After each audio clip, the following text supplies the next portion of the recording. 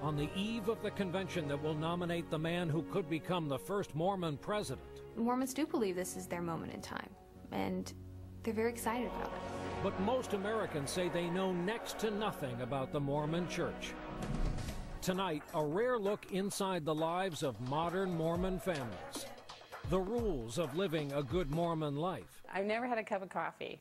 And some of the lesser-known aspects. Oh, the garments. Everybody always wants to know about that. Magic underwear.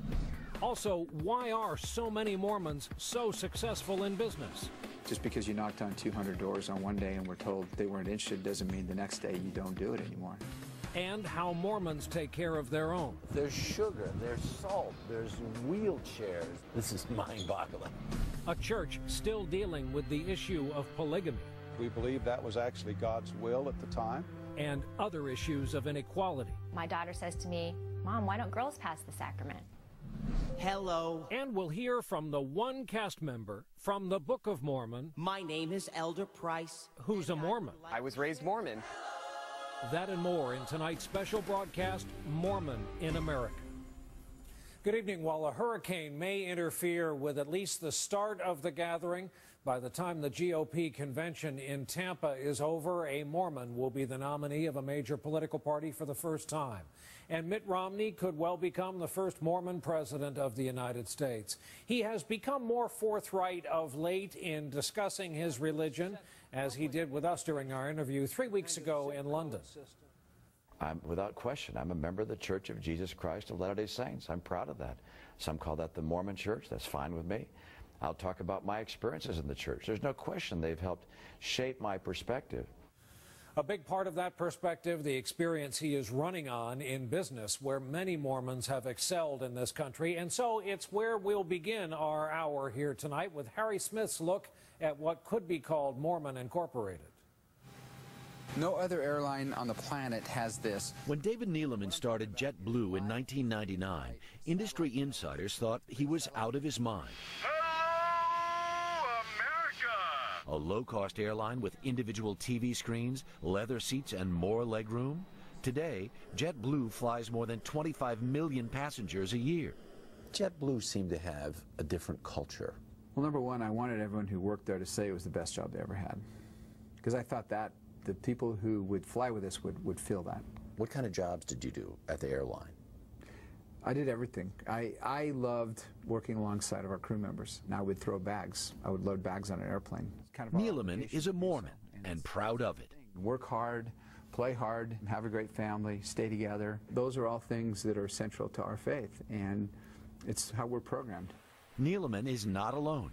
Top executive positions at a number of major corporations either are or have been occupied by Mormons. Why do you think Mormons are so good at business?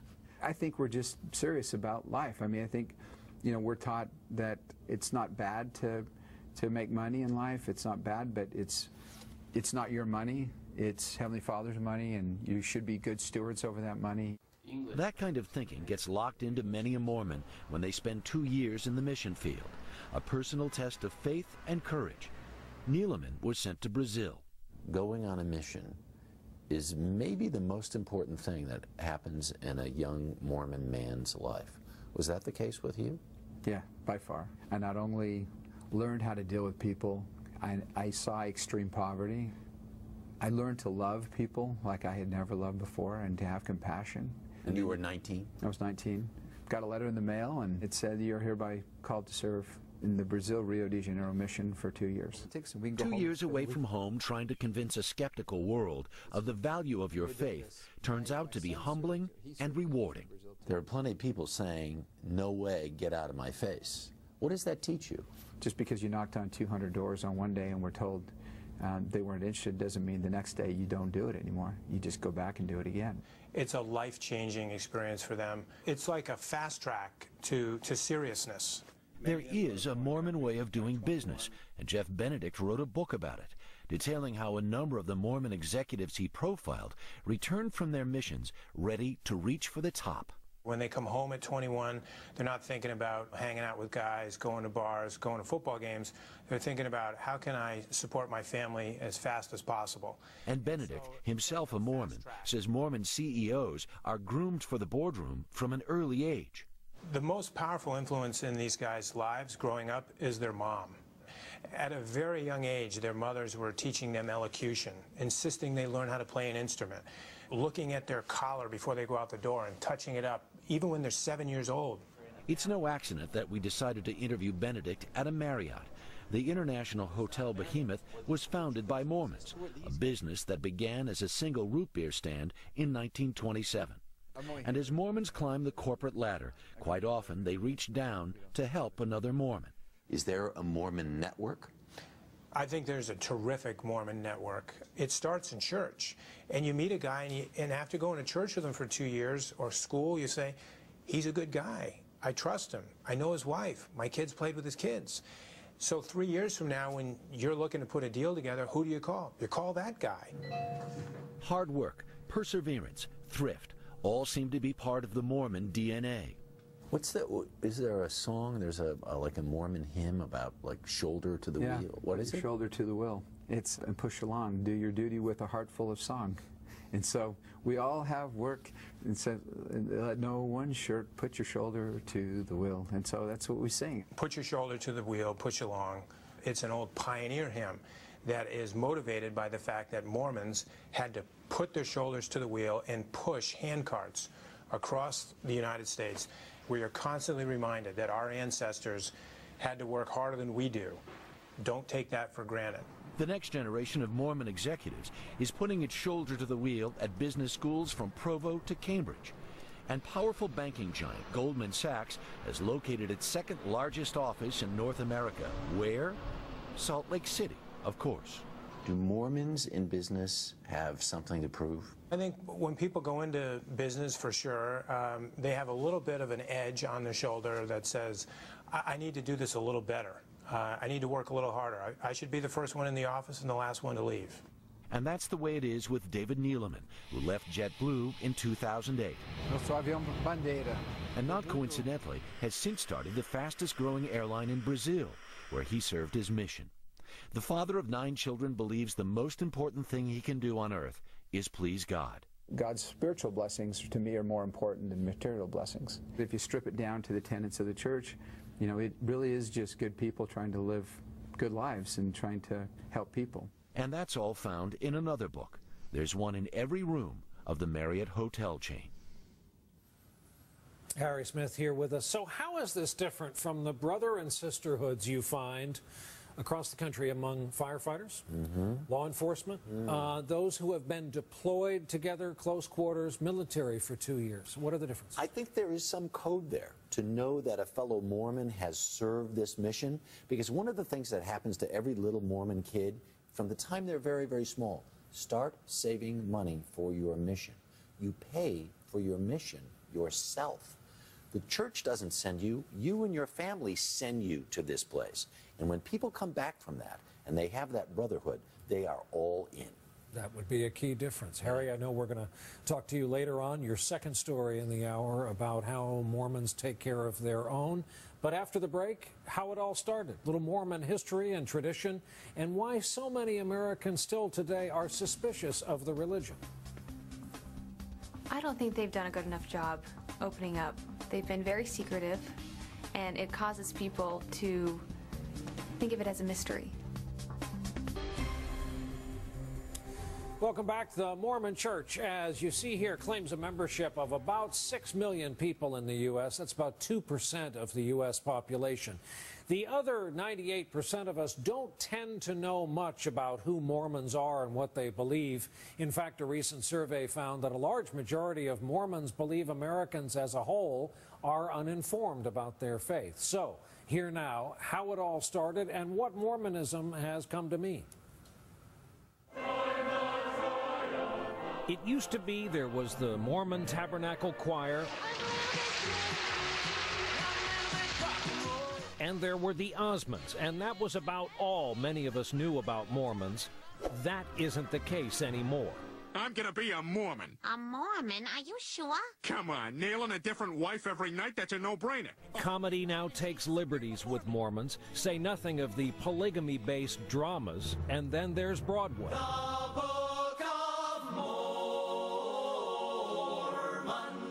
It's a hugely successful Broadway show, and veteran Yale professor John Butler, who has studied and taught religion for over 30 years, reminds us Mormonism is a hugely successful religion. It's a distinctly American religion. It is the most successful of the religions created in America. To be more exact, it was created in Palmyra in upstate New York. In 1823, a man named Joseph Smith reported visions and visitations from an angel named Moroni. And this is how the church depicts what happened next in their own video. Smith is then told where to find a set of golden plates on a hillside in the New York countryside.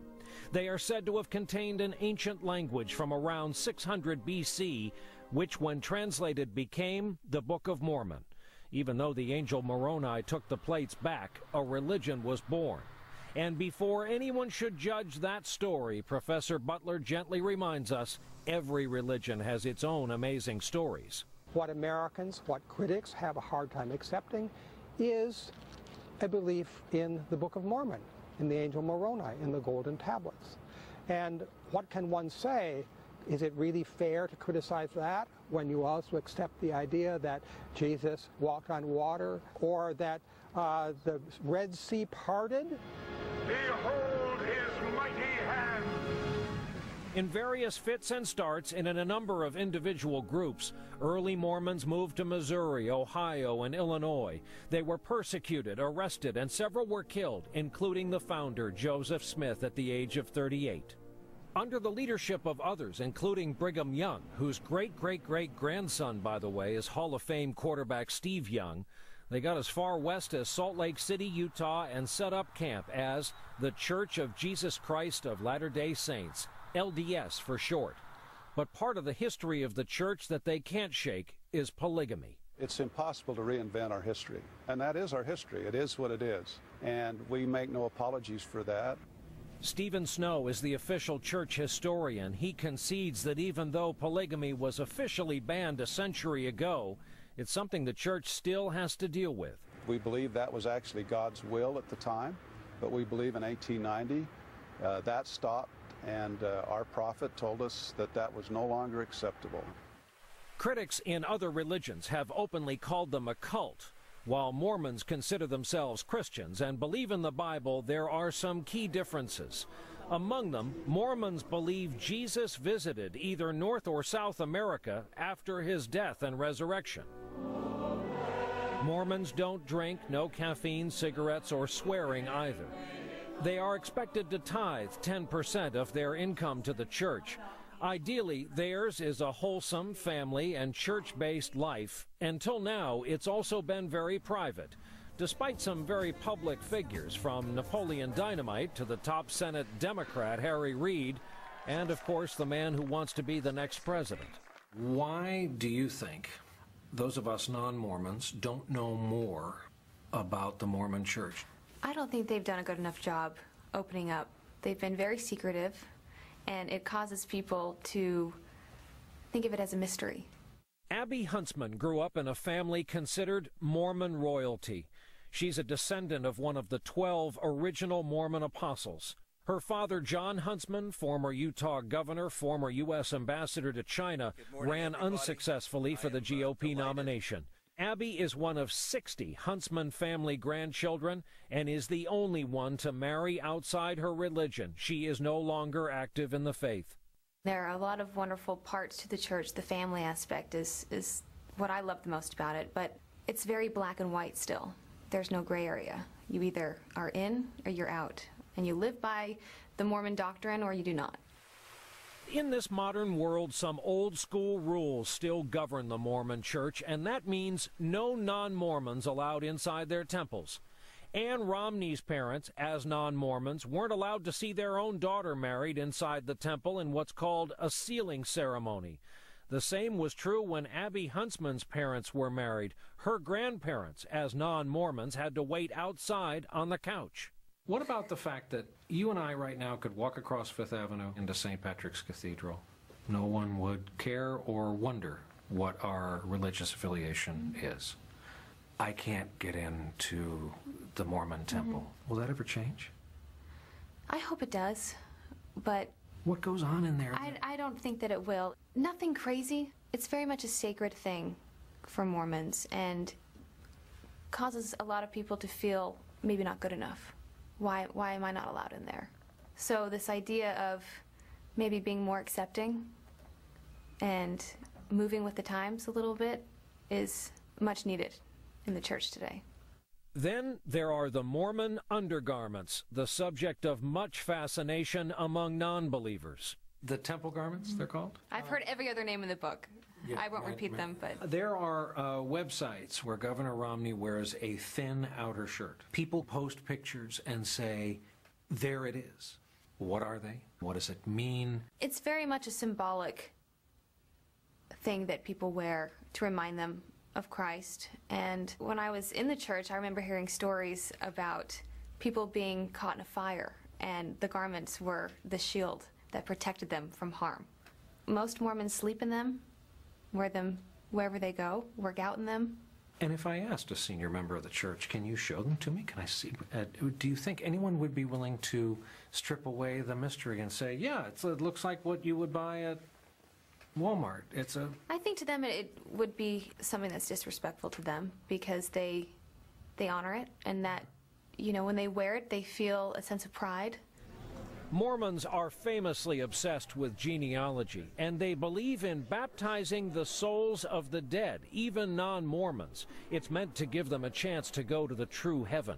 We believe everyone, either in this life or the next, will have an opportunity to accept or reject the fundamental beliefs that we believe.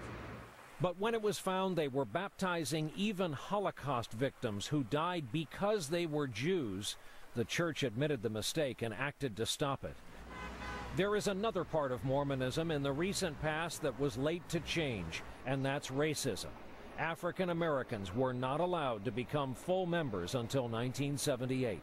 We're not certain even today why that practice or why that doctrine was in place.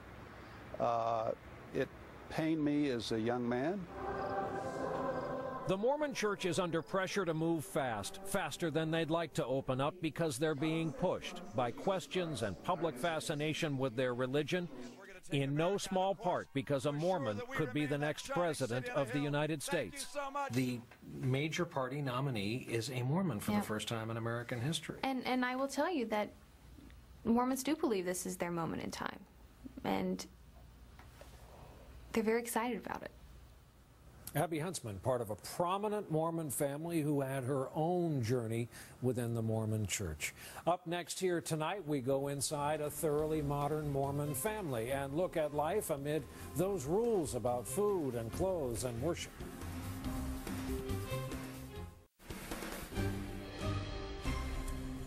We're back. An impressive figure here. 77% of American Mormons say they go to church every week. That is vastly more than other faiths. Mormons are a devoted faith. Many of them are devoted to having kids. They have a lot of them, and those kids grow up in a church where the two genders, male and female, are not equal. That is one tradition among many that has survived despite all the changes going on in the world outside the church. Kate Snow has visited Mormons around the country who represent a lot of different facets of Mormonism while keeping it all in the family.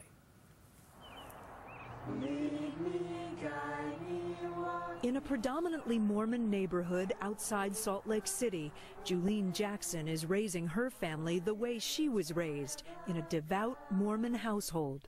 She's a stay-at-home mother to Kayla, Frank, Mary Alice, Al Jr., and Marie, and their lives are filled with tradition and ritual. When King Lamoni heard that Ammon was preparing his horses in his chariot. Early every morning, they spend at least half an hour together reading scripture. And every Sunday, they spend 3 hours in church. I just want to stand and bear my testimony. From the beginning, Julene and her husband Al were an unlikely combination. Me and Brother Jackson have been married almost 20 years, and they say that when you've been married that long, you begin to look like each other.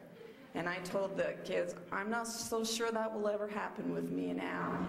In that church, you were pretty much the only black face in a sea of white faces. Right. What's that like for you? You know, it hasn't been an issue for me. And I ask in part because of the history of the church, and you know it better than I do. Remember, as late as 1978, black Mormons were second-class citizens, banned from the priesthood and barred from the temples. Have you ever faced any kind of discrimination in the church? Never. Al was raised a Southern Baptist. That all changed once he met Julene. Your mom, what did she think when you called her and said, I'm dating this Mormon girl? Well, after the dial tone, she just didn't understand. She had no idea. She didn't know what a Mormon was. For Al, marrying Julene meant fully embracing her faith and living by a code of conduct.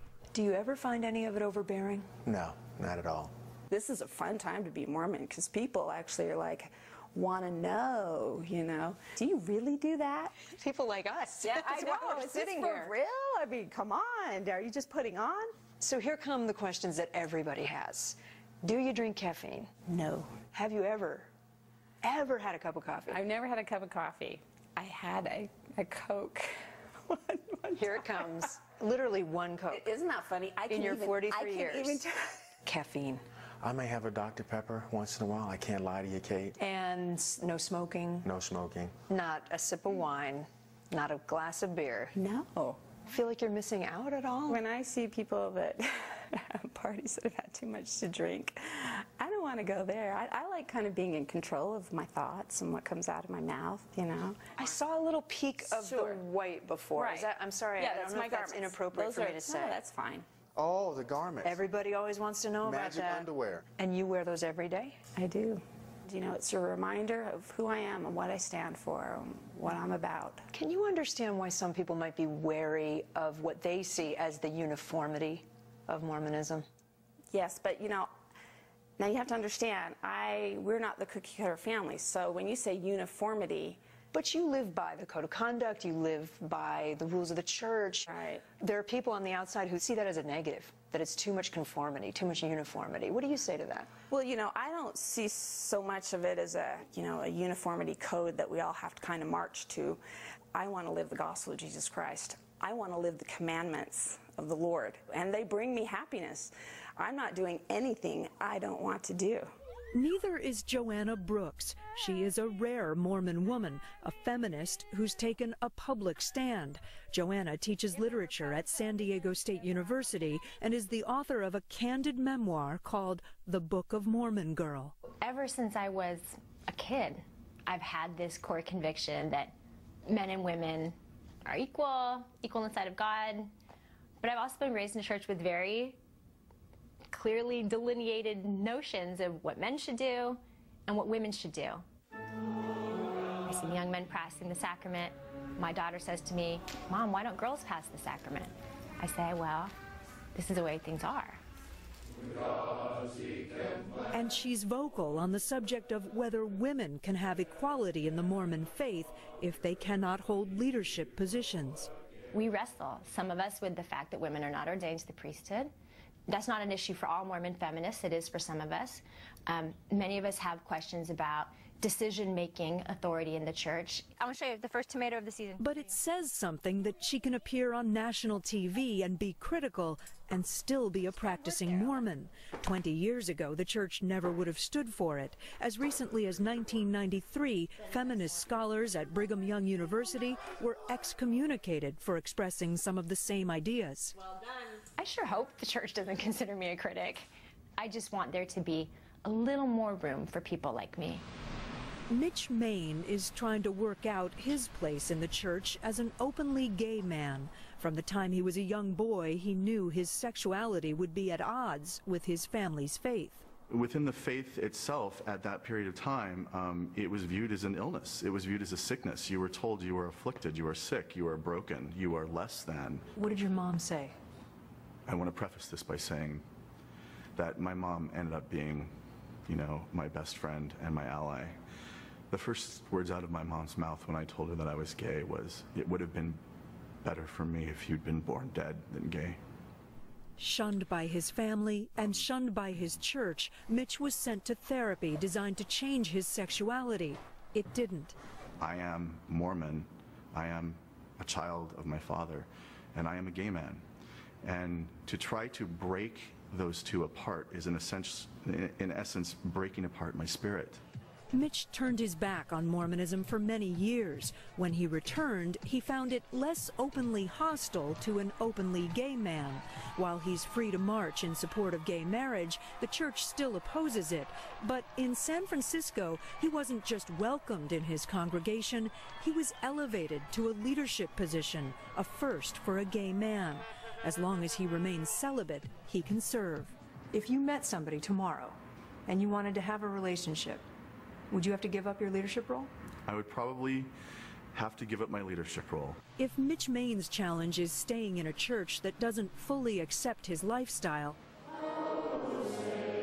Al and Julene Jackson have a different struggle, raising kids in a culture that can seem relentlessly secular and sexual. As parents, do you ever feel bombarded? It's hard to sit down and watch a ball game with my son because of the commercials.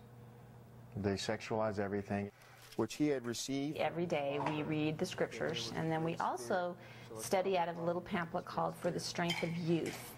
Virtue loveth virtue, light cleaveth unto light. What do you think that means? So if you're virtuous and you have a light with you, then you should be dating someone who's also virtuous. Yeah, that's a good thought. At 17, their eldest daughter, Kayla, loves piano, wants to see the world, and have a business career. And by now, she's had a boyfriend. A lot of people will say, well, your parents must make you do this. I understand. I feel bad for you that you have to follow these standards. But for me, it just comes a point where I accept it myself. Can I ask you a really personal question? Mm-hmm. When you had the boyfriend for a little while, did he want to get physical? Yeah. Somewhat. It was fun to have a boyfriend and someone to hang out with all the time, but I just didn't want to have it go that far, and so that's when... You weren't going to break that promise. Yeah. You know, hopefully they can see for themselves. You lay the foundation, but ultimately they have to go out in the world and figure it out for themselves. And if one of your kids came to you and said, I slipped up? Well, and that's the beautiful part of the gospel, is the atonement is real. You can be forgiven. Kate Snow reporting there. And about that last bit about forgiveness, not all Mormons feel forgiven. Brings us back to a portion of our conversation with Abby Huntsman. She told us about being called in front of her bishop in the Mormon Church. It had to do with the young man she later married, and it led to her separation from the Mormon Church. The reason I really left was because of an experience I had with a bishop.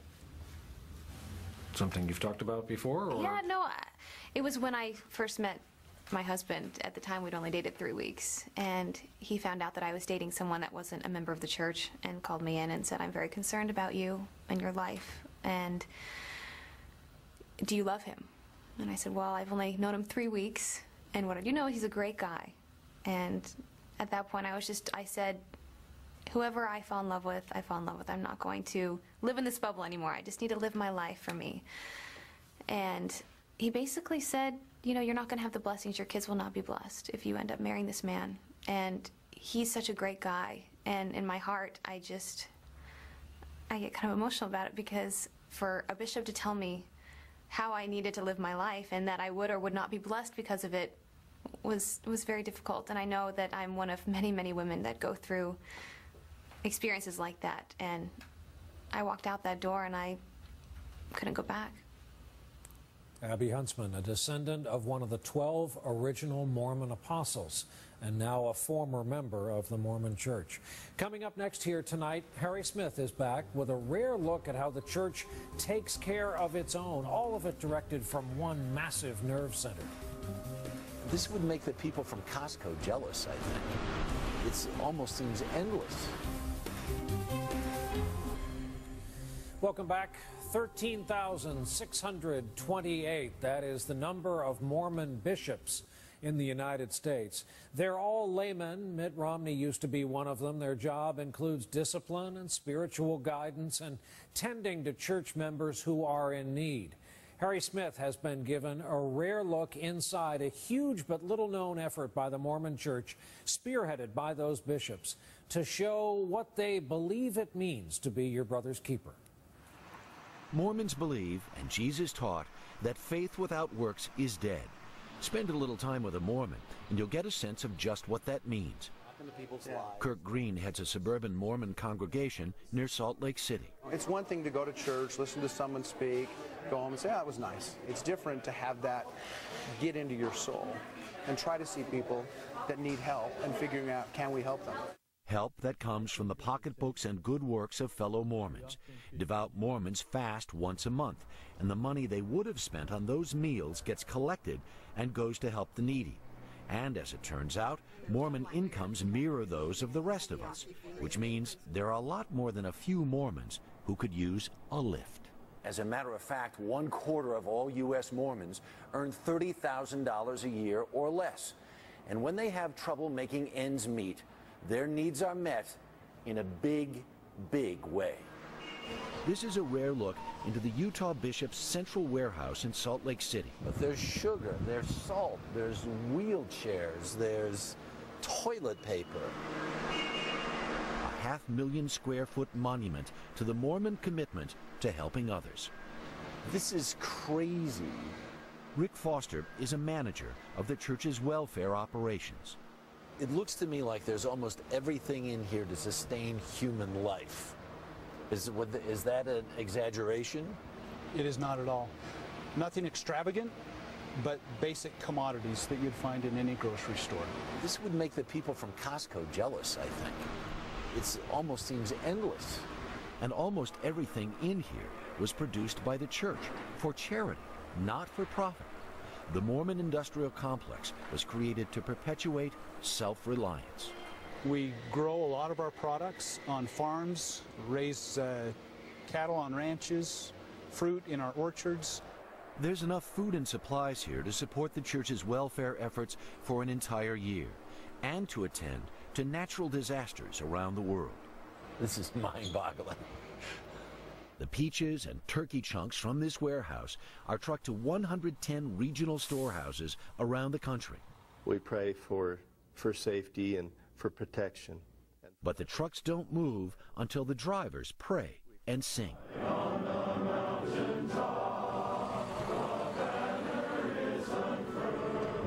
Not far from the Bishop's storehouse is a place called Welfare Square, where Mormon volunteers turn Mormon milk into Mormon cheese. You like it? Yeah, it's really good. Yeah, we could probably get you a block. It's a veritable showplace of Mormon generosity, even dripping in Mormon honey. Is it hot? Yeah. And that Mormon honey will taste great on this fresh-baked Mormon bread. Mormon volunteer Louise Oldroyd said this to me: "Wouldn't it be wonderful if we could solve the world's problems with a loaf of bread?" Indeed. And to receive a loaf of bread and more, all a needy Mormon has to do is ask.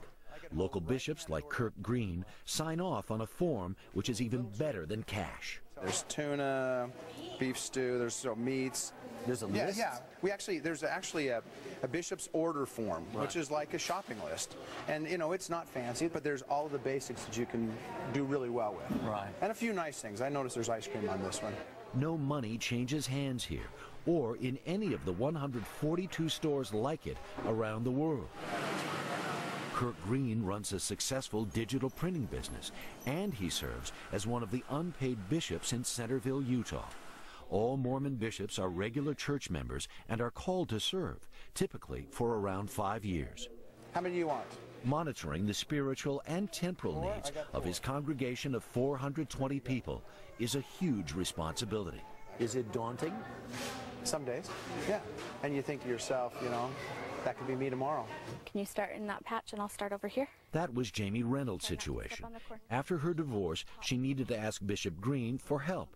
The bishop and his neighbors provided this garden plot for Jamie, and every now and then she still comes to a storehouse with her bishop's list. And without sounding crass, it almost sounds like if you're going to be a Mormon, this is not a bad fringe benefit. No, it's true. I'm not going to splat on the cement at the end of it. If I fall, there's somebody to help. There is a significant safety net. Yes.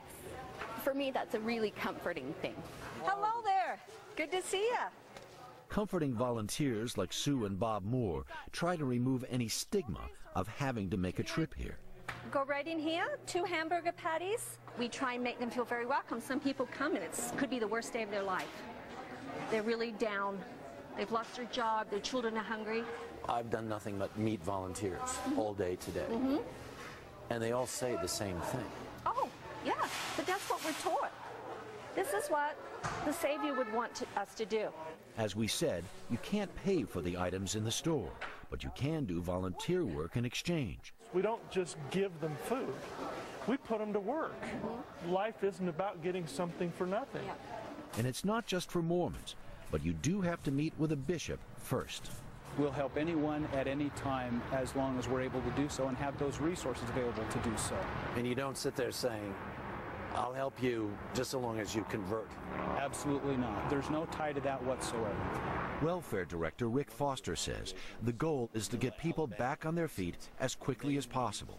To that end, there are now 327 Mormon employment offices around the world. And if you need clothing, there are thrift stores too, and a lot more we haven't shown you. Mormons really do believe they are their brother's keeper. It's a commitment and a belief to follow Christ in the way that he lived his life. And one of the biggest ways he lived his life was taking care of the poor, those who were less fortunate, those who didn't have all the breaks in life. So let's go back through the job description of a bishop and a subplot here. Can you picture Mitt Romney as a bishop? Absolutely. And that's, so many people in the Mormon church wish he would sort of reveal a little more of that, because you were sort of the pastor of a flock, as it were. 400 and some members, people who were having trouble making their ends meet, trouble with a rent check. They would come to him on a consistent basis and say, how do I make this work? And he would counsel them and tell them, well, here's the list, and check off the items and go ahead and go to the store. Now, something you just mentioned, of all the Mormons you met and dealt with in conjunction with this story, would you say most would be more comfortable if Mitt Romney talked more or less about his Mormonism? I think more, because it was interesting. During the break, I was saying, we met these different people from so many different walks of life. One of the women there with the hairnet on, she's a PhD candidate. The other guy's a financial planner. You would not be able to distinguish these people from any other walk of life except for their total commitment to their faith. And I can't believe you actually brought this. I brought it along because the folks there in Welfare Square said Brian is welcome here anytime. I told you I wasn't going to mention your hat, but since you put it on the table, so to speak. Harry, thank you. Harry Smith. You can see more of Harry's very rare look inside this massive Mormon effort to feed the needy. It's on our website tonight. Up next after a break, if you've seen the Book of Mormon on Broadway, if you've heard anything about it, you might find it surprising to learn there's a Mormon in the cast. We'll hear from him after this.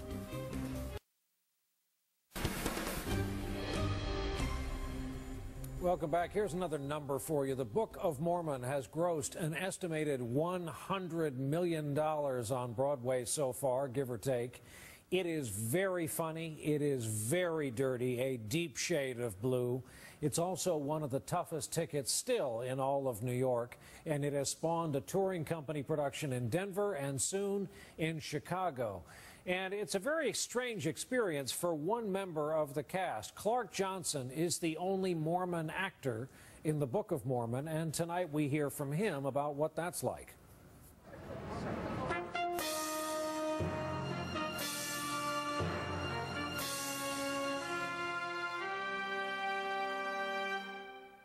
When someone like me is raised Mormon and is working at the Book of Mormon, I have a daily reminder of my past, my history, and the life that I once fully embraced.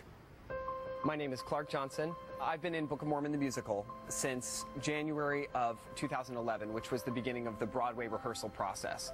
When I walked in for the casting director, I sang my 16 bars of music, and before leaving the room, I said, in all honesty and fairness, I have to tell you that this is probably my life story. I was raised Mormon, so I don't know if that's a good thing or a bad thing for you, but do with it what you will. I don't know if being Mormon helped me, but I got the job, so I must assume that it couldn't have hurt. Hello!